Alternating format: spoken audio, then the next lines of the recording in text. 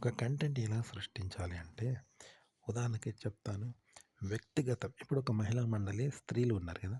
వాళ్ళు మగవాళ్ళను విమర్శించినట్టు, మగవాళ్ళను అవమానించినట్టు, మగవాళ్ళను ఓడించినట్టు చేస్తూ ఉంటారు కదా! మగవాళ్ళు గజగజ ఉంటారు. అసలు కథ ఏంటి తెలుసా? అది కేవలం అది ఒక స్టంట్. అంటే అదొక ఉద్యోగం అన్నమాట. ఉద్యోగం మాత్రమే అది. తప్ప వాళ్ళ పర్సనల్ విషయం కాదు. కానీ మనం పర్సనల్‌గా తీసుకుంటాం. వాళ్ళు పర్సనల్‌గా అంటారనుకోని మనం పర్సనల్‌గా తీసుకుంటాం. కానీ అది పర్సనల్ కాదనమాట. మహిళా మండలి ఉద్యోగం ఎందుకు చేస్తారు వాళ్ళు అంటే, వాళ్ళకు రాజకీయంగా లబ్ధి దొరకాలని. అలా మాట్లాడుతుంటే గుర్తింపొస్తే ఏదో ఒక పార్టీలో టికెట్ ఇస్తే కోట్లు సంపాదించొచ్చు. ఈ పేరుతోటి. అంటే అదొక పార్టీ అనమాట. అర్థమైందా? తెలుగుదేశం పార్టీ ఉంటారు. ఇలా రాకపోతే కాంగ్రెస్ పోతారు. అలా రాకపోతే ఇంకేదో పార్టీలో పోతారు కదా! మహిళా మండలి అలాంటిది. కానీ మనం పర్సనల్‌గా తీసుకొని వాళ్ళ మీద ద్వేషం పెంచుకుంటాం. ఇది ఎలాంటిదంటే సినిమాలో హీరో ఆహ్, విలన్‌లాగా నటిస్తే మన మీద కోపం పెంచుకుంటాం. వాడు బయట విలన్ ఉన్నాడు కదా! ఇగో మహిళా మండలోళ్ళు అలాంటి వాళ్ళు. ఇట్లనే కంటెంట్ కూడా అంతే అన్నట్టు. ఒక కంటెంట్ అనేది మనం టీవీలో చూసి, ఆ టైటిల్స్ ఇచ్చి, వాళ్ళు ఇచ్చే వీడియోలు చూసి మనం పర్సనల్‌గా తీసుకుంటాం. కానీ అది పర్సనల్‌గా ఉండదు. అదొక ఉద్యోగం లాంటిది. అయితే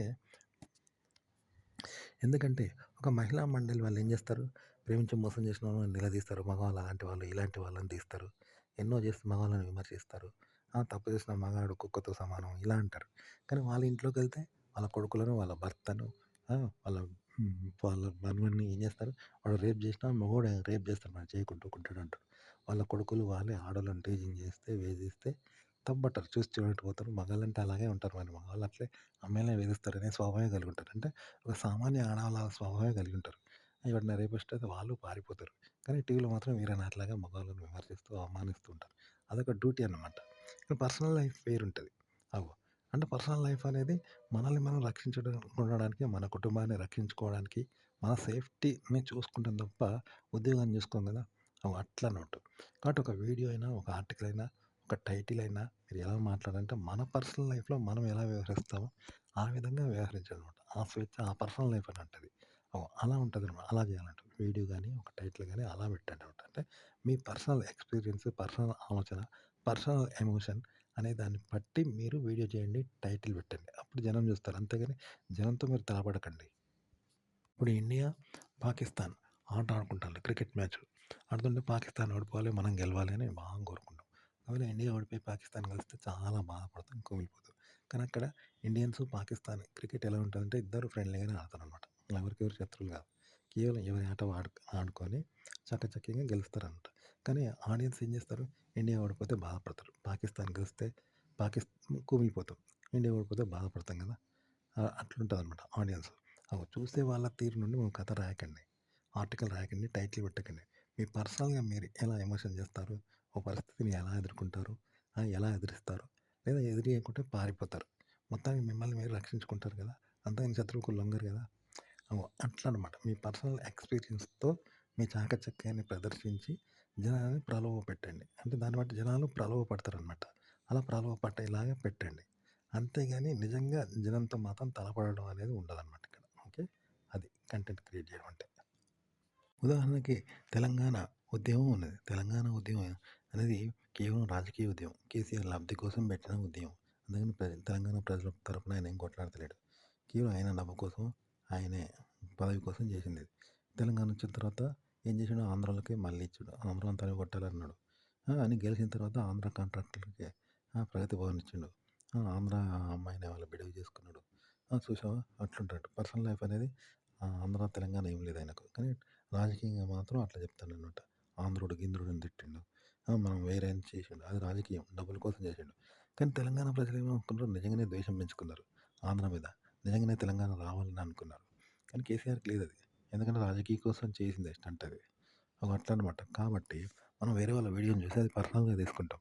తీసుకొని మనం కూడా పర్సనల్‌గా అలాగే చేస్తాం. వాళ్ళని ద్వేషం కలిగేలాగా నిజంగా పోరాటానికి దిగినట్టు మనం వీడియోలు చేస్తాం కదా! అలా చేయొద్దనమాట. కేసీఆర్ ఎందుకు చేసిండు? ఆయన రాజకీయ లబ్ధి కోసం నటించాడు కదా! ప్రజల భావోద్వేగాలు రెచ్చగొట్టిండు. ఆయన రాజకీయం కోసం. ఆయన కోట్లొత్తయి, పదవొస్తది, ముఖ్యమంత్రి అయితాడని అట్లా చేసిండు కదా! ఇట్లా అన్నట్టు. మన పర్సనల్‌గా మనము మనల్ని రక్షించుకోవడానికి, గెలవడానికి, ఇతరులను గెలిపించడానికి, భయపెట్టించడానికి, నవ్వించడానికి, సెక్స్ ఫీలింగ్ కలిగించడానికి ఇలా మన పర్సనల్ లైఫ్ కోసం చేసి ఆ విధంగా టైటిల్ పెట్టండి. పెడితే జనం అలా ప్రలోభపడతారంట. చూసేవాడు ప్రలోభపడతాడు. తప్ప మనకేం సంబంధం లేదనమాట. మన పర్సనల్ లైఫ్ అది. అట్లా పెట్టాలనమాట. ఉదాహరణకి ఓ అమ్మాయిని అల్లరి పెడితే ఏం చేస్తారు బస్ స్టాండ్‌ల? అక్కడ ఉన్నోళ్ళంతా వాడిని కొడతారు కదా! ఆడపిల్లను ఇబ్బందిగా పెడితే అక్కడ ఉన్నోళ్ళందరూ కొడతారు వాడిని. కానీ ఒకడేం చేసిండంటే వాడు పర్సనల్‌గా చేస్తున్నాడంట అమ్మాయిని. పబ్లిక్‌గా చేస్తలేడు. కేవలం తన పర్సనల్‌గా మాత్రమే చేస్తున్నాడు. తనకు అమ్మాయికి మాత్రమే పరిమితం అయ్యేలాగా చేస్తున్నాడు. పబ్లిక్‌గా చేస్తలేడు. అప్పుడేం చేస్తారు పబ్లిక్‌గా వాడిని కొట్టారు. వాళ్ళు కూడా పర్సనల్‌గా కోపం తెచ్చుకుంటారు పబ్లిక్. తప్ప వాళ్ళొచ్చి వాడిని కొట్టరు. "ఏ నీకేందే" అంటాడు. అని వాడిని నేను చేసుకున్నా నేనన్నానా? నేను ఈడెందుకున్నా అని వాడు పర్సనల్‌గా చేసుకుంటాడు. అప్పుడు పబ్లిక్‌కి సంబంధం ఉండదు. మనసులో కోపం వత్తది పబ్లిక్ గాని, వాళ్ళ పర్సనల్‌గా కోపం వత్తది. తప్ప వాళ్ళు పబ్లిక్‌గా వీడిని కొట్టలేరు. వీడు పబ్లిక్‌గా చేత్తలేడు. చూసినావా? ఈ విధంగా వాడు పర్సనల్‌గా చేత్తాండు కదా! ఇగో ఇలా అన్నట్టు పర్సనల్‌గా కంటెంట్ చేయాలంట. ఈ విధంగా చేస్తే జనం పర్సనల్‌గా తీసుకుంటారు. తప్ప జనానికి ఆ కంటెంట్ చేసినోనికి ఎలాంటి యుద్ధము ఉండదనమాట. వాని పర్సనల్ అది, వీళ్ళ పర్సనల్ ఇది. దాని గురించి ఎఫెక్ట్. అంటే ఆ వీడియో గురించి, టైటిల్ గురించి వీళ్ళ పర్సనల్‌గా వీళ్ళు ఫీల్ అయితారు తప్ప ఆ ఇద్దరికి ప్రత్యక్ష యుద్ధం ఉండదు. అట్లనమాట కంటెంట్ తయారు చేయాలంటే. సినిమాలలో ఎట్లుంటంటే సెక్స్‌ను ఎట్లా చూపెడతారంటే అది సహజమైనదిగా, అవసరంగా చూపెడతారు. అలాగే వ్యభిచారాన్ని ఏం చేస్తారు? వ్యభిచారాన్ని వేశ్యను అది ఫ్యాషన్‌గా చూపెడుతున్నారు. ఆ! రౌడీని, గుండాలను బయట కొట్టుకునేటోళ్ళను హీరోయిజంగా చూపిస్తున్నారు. దొంగను కూడా దొంగ హీరోగా చూపెడుతున్నారు కదా! ఇట్లా అంటే తప్పును రైట్‌గా చూపెడుతున్నారు.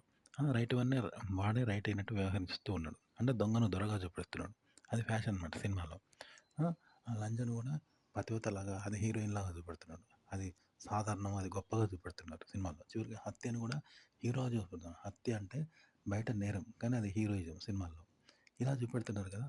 ఇలాగే శృంగారంలో కూడా అది ఒక నీతిగా, గొప్పగా మనకు బెడ్‌రూమ్ సీన్‌లు చూపెడుతూ ఉంటారు కదా! అంటే దొంగను దొరగా చూపెడుతున్నాడు. తప్పును రైట్‌గా చూపెడుతున్నాడు సమాజంలో. సమాజంలో తప్పుని ఇక్కడ రైట్‌గా చూపెడుతున్నాడు. సమాజంలోని దొంగని ఈడ దొరగా చూపెడుతున్నాడు. సమాజంలో ఇద్దరు బాగా కొట్లాడుకుంటే దుర్మార్గులు, రౌడీలంటే ఇక్కడ హీరో ఫైట్ చేస్తున్నాడు. ఇలా చూపెడుతున్నాడనమాట. అయితే కంటెంట్ కూడా ఇలా క్రియేట్ చేస్తారనమాట. అంటే లేనిది ఏం చేస్తారు ఉన్నట్టుగా చూపిస్తారనమాట. ఇప్పుడు ఎందుకంటే వ్యభిచారం వద్దు, మందు తాగొద్దు, వ్యభిచారం చేయొద్దు, సిగరెట్ తాగొద్దు, గుడి దగ్గర అన్నారనుకో ఓకే. కానీ ఇక్కడ అదే అందరికీ అవసరం కదా! సెక్స్ లేకుండా ఎవడుండడు. మటన్ లేకుండా ఎవరుండరు. సిగరెట్లు లేకుండా ఎవరుండరు. కాబట్టి దొంగతనంగా అది తీసుకొని తాగుతారు కదా! కానీ వద్దనైతే ఎవరు ఉండరు కదా! అట్లా అంటూ జీవితంలో కూడా సెక్స్ తప్పు, ఫైటింగ్‌లు తప్పు, వ్యభిచారం తప్పు, లంచదనం తప్పు సమాజంలో అంటారు. కానీ అది లేకుండా ఎవరు ఉండరు. అది అందరికీ ఇష్టమే. దాన్ని జస్ట్ అసూయతో, ఈర్ష్య, ద్వేషంతో దాన్ని తప్పంటారు తప్ప దాన్ని ఎవరు నిరోధించుకోరు కదా! అందుకే సినిమాల్లో దాన్ని హైలైట్‌గా చూపెడతారు. హీరోయిజంలాగా చూపెడుతున్నారు వీటిని. ఒక పాట గూడా ఇలాంటిదనమాట. అంటే లేని దానికి ఒక ఉన్నదిగా ఒక ఆకృతినిస్తుందనమాట.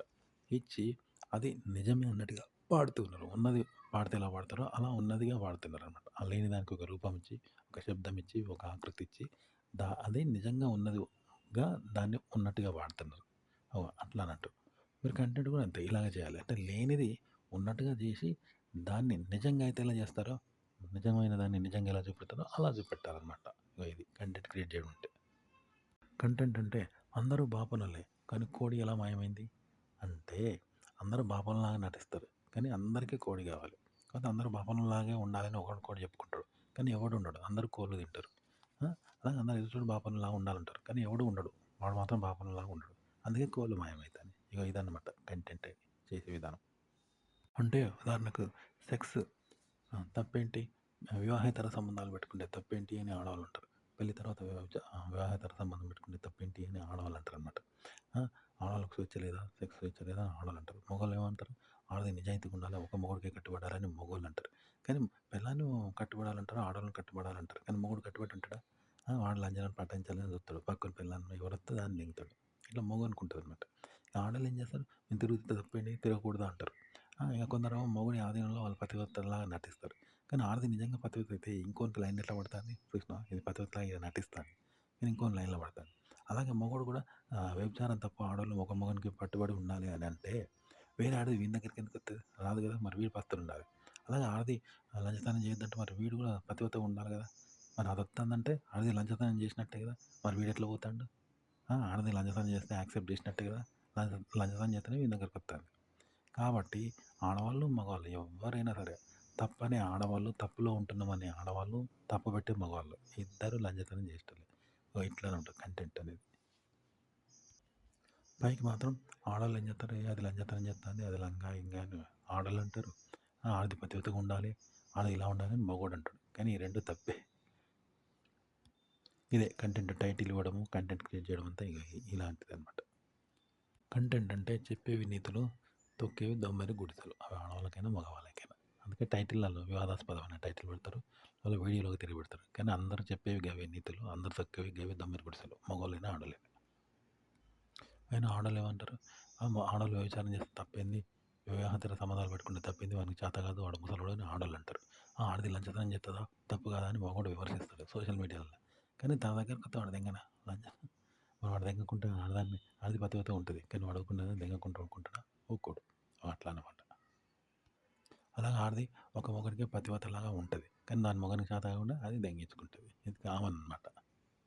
అంటారు చూసినావా? కనిపించేదంతా బంగారం కాదు అంటారు. కానీ గిల్ట్ అంతా కనిపించింది. గిల్ట్ బంగారంలో నకిలీ ఉంటుంది అంటారు. కనిపించేదంతా బంగారం కాదు అంటారు. కానీ గిల్ట్ అంతా కనిపించదు. అన్నావా? బంగారం లాగానే అనిపిస్తుంది. అది గుర్తుపెట్టుకోండి. ఇది సమాజం. కంటెంట్ సృష్టించడం అంటే ఇప్పుడు హిందువుడు ఏం చేస్తాడు? హిందూ దేవుళ్ళే గొప్ప అని చెప్తాడు. మా దేవుడే గొప్ప అంటాడు. కానీ క్రైస్తవులు ఏం చేస్తారు? మా దేవుడే గొప్ప, హిందువులు తప్పు అంటారు, వాళ్ళ దేవుడు గొప్ప అంటారు. ముస్లిం చేస్తారు, మా అల్లానే గొప్ప, మిగతా తప్ప అని వాళ్ళు అంటారు. వాళ్ళకి అట్లా కనబడతాయి. కానీ తెలివైనవాడు ఏం చేస్తాడు? సర్వదేవతలు సమానమే, దేవుడు అనేవాడు ఒక్కడే, రూపాలు వేరు అంటాడు కదా. ఇట్లా అంటారు. కానీ ఎవరి వాదన వాళ్ళది. మా దేవుడు గొప్ప అంటే మా దేవుడు గొప్ప, మా మతం గొప్ప అంటారు. అట్లానే మనకి ఇప్పుడు యూట్యూబ్లో వచ్చే వీడియోలన్నీ ఎలా క్రియేట్ చేస్తారు, ఎలా క్రియేట్ చేయాలంటే ఎవరి వాదన వాళ్ళది, పర్సనల్ వాదన అవి. పర్సనల్ వాదనతోటి వాళ్ళు అట్లా టైటిల్ పెడతారు. ఇతరులకు విమర్శించేలాగా, ప్రలోభం కలిగించేలాగా పెడతారు. అది కూడా పర్సనలే. వీడియో చేయడం కూడా పర్సనల్ అనమాట. కానీ చూసేవాడు ఏమనుకుంటాడు?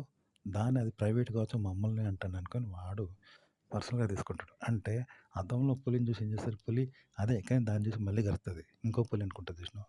అట్లా అన్నమాట. వాడు పర్సనల్‌గా వాడు పెట్టుకుంటాడు. అట్లా చేస్తారు. అట్లనే చేయాలి వీడియోలు. కానీ చూసేవాడు అనుకున్నాడు తనని అంటాడేమో అనుకోని వాడు దాన్ని వ్యతిరేకంగా తీసుకోవడము, విమర్శించడము ఇలా చేస్తారనమాట. కానీ తప్పదు. వాని పర్సనల్ వీడియో అనేది వాని పర్సనల్. టైటిల్ వాని పర్సనల్. వీడియో అనేది వాని పర్సనల్ అనమాట. ఉదాహరణకి మహిళా మండలి వాళ్ళు ఉన్నారు. మగవాళ్ళను విమర్శించినట్టు, ఆ! ఆడవాళ్ళను వెనకేసుకొచ్చినట్టు పెడతారు. అది వాళ్ళ పర్సనల్ అది. బయటంటే ఎవ్వడు ఎవరినంటే ఊరుకోరు. మెత్తగా కొడతారు. అట్లా అనమాట. ఆ వీడియో కూడా మన పర్సనల్‌గా చేయాలి. టైటిల్ అయినా, వీడియో అయినా పర్సనల్‌గా చేయాలి. కాబట్టి చూసేటోడు ఏమనుకుంటాడు? వానికి ఎట్లుంటదంటే వీడియో చూసేటోనికి, ప్రేక్షకుడికి అద్దంలో పులి తనని చూసి ఏం చేసుకుంటది? ఇంకో పులి అనుకోని దానికి అర్థం చేసినావా? అట్లా అన్నట్టు. ప్రేక్షకుడు అలా తీసుకుంటాడనమాట. అంతే తప్ప అది పర్సనల్ కాదు. అద్దంలో పులి కనపడితే అది నిజంగా పులా? కాదు, కానీ పులి దానికి కోపం వచ్చి దానికి అరవడానికి పోతది కదా! అలా ప్రేక్షకుడు ఉంటాడు. కానీ అది ఆ పర్సనల్ అనమాట. వీడియో అనేది పర్సనల్. అద్దంలో పులి లాంటిది. అంటే వాళ్ళ పర్సనల్ టైటిల్, వాళ్ళ పర్సనల్ వీడియో అనమాట. మనం కూడా అలాగే క్రియేట్ చేయాలి వీడియోని, టైటిల్‌ని.